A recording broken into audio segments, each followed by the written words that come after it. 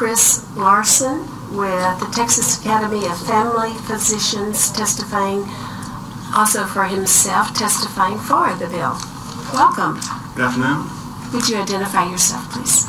I'm Dr. Chris Larson. As you said, I'm here on behalf of the Texas Academy of Family Physicians in support of House Bill 1945. I'd like to take just a few minutes to talk about why I opened a direct primary care practice and the benefits of direct primary care for patients, doctors, and society as a whole.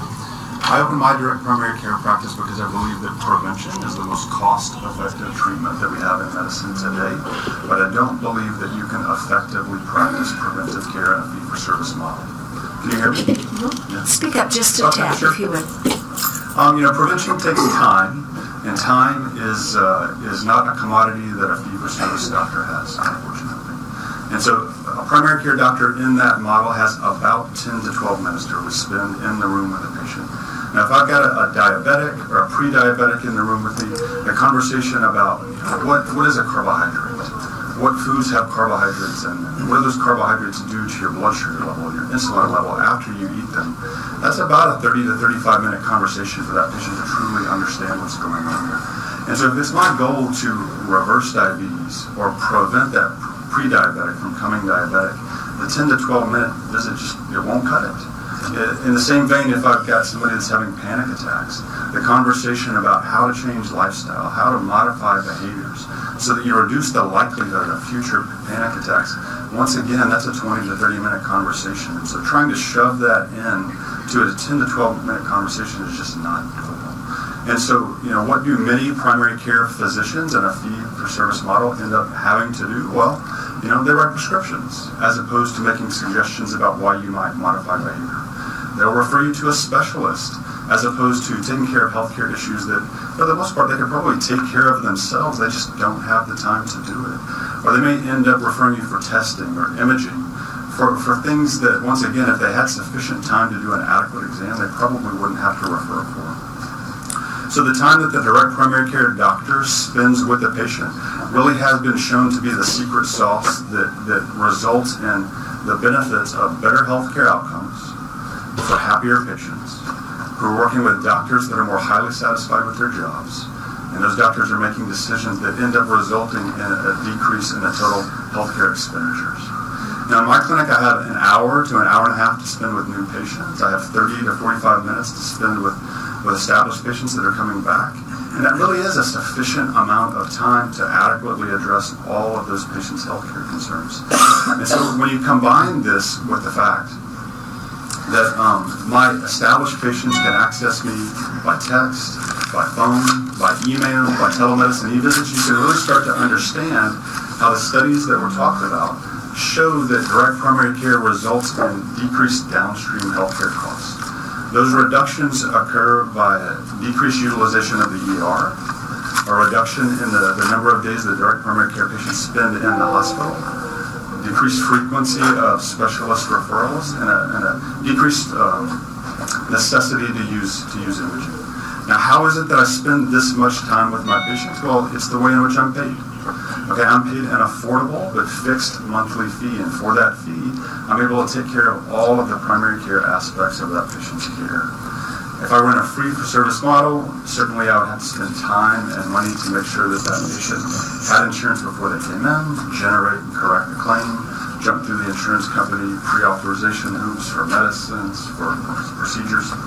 And so, in total, when you look at direct primary care, from the patient standpoint, they get to access their primary care when they need that access, and the patients love this. The doctors get to, once again, have a personal relationship with their patients, and they get to make meaningful change in that patient's life that leads to a healthier life, and the doctors love this. And in total, it decreases total healthcare expenditures, and I think that we should all love this. I'm happy to take any questions if you have. Yeah, so how long have you been doing this? About 15 months. Have you switched over totally, or do you have some insurance? So I never had an insurance-based practice to start with, so I started from scratch. So on my health savings accounts bill, I talked about when you have to be as old as I am to remember when doctors used to have a receptionist and a nurse. And And now they have a receptionist and a nurse and a whole team of women in the back room that are doing insurance claims. Right. So you're kind of, the more things change, the more they stay the same. So you're back to where we started 50 years ago. My understanding is that this is how things used to be. The patients would pay for 48% of their health care costs in total during the year, the great majority of that being from their primary care doctor. And my goal is just to get back to that. I believe that this provides more cost-effective care, and in general, I think it provides better care at a primary care level. Fascinating.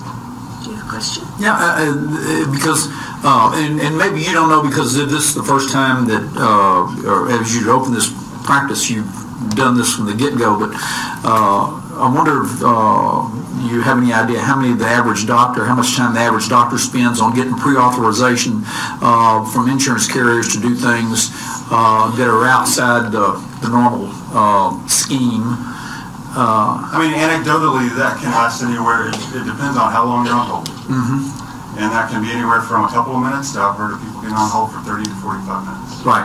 And so either the doctor has to be on hold or the nurse has to be on hold and then switch it to the doctor. Mm-hmm. Somebody's on hold. Right.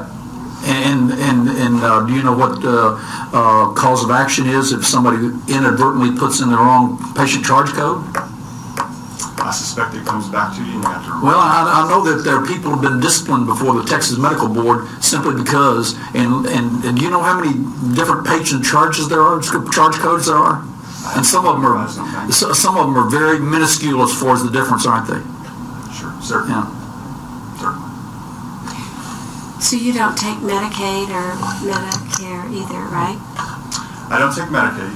I don't take any insurance. Okay. I'm happy to see anyone, no matter what insurance you have.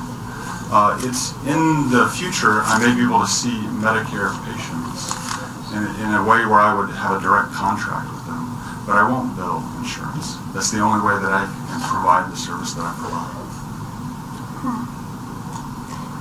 Well, sounds lovely. I agree. That's why I'm doing it. I hope it works for you, and I'm sure it works for your patients also. I believe so.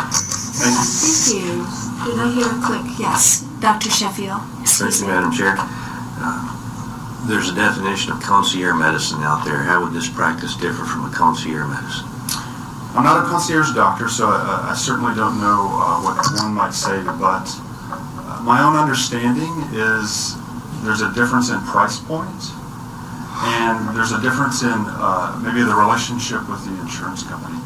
And so I believe that many concierge doctors, in addition to requesting that you pay them a fee to have access to the services, will also bill insurance. I don't do that. Great. Any other questions?